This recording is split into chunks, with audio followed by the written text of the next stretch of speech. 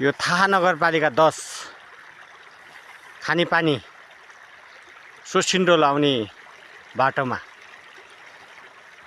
धेरैचोटि यहाँ बिग्रिसक्यो, तर अहिलेसम्म राम्रोसँग बनाएकै छैन। बाटो सबै बिगारेको छ। पैसा चाहिँ लिएर जाने, तर पानी चाहिँ राम्रोसँग नबनाउनु। धेरै ठाउँमा यो त एक ठाउँमा मात्रै देखाइरहेको छु मैले, धेरै ठाउँमा लिकेज भएको छ।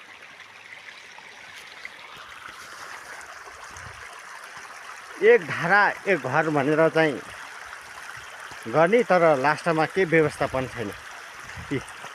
हाम्रो यहाँ गाडीहरू हिँड्ने रोडमा पुरै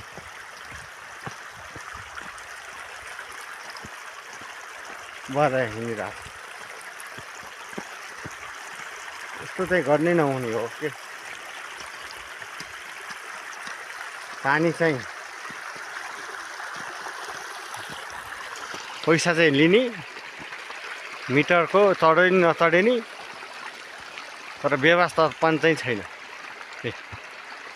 यो बिसिङखेलको थाहा नगरपालिका 10 बिसिङखेलको चाहिँ पानी हामीले उपयोग गरिरहेको र अहिलेसम्म कुनै व्यवस्थापन नगरेको।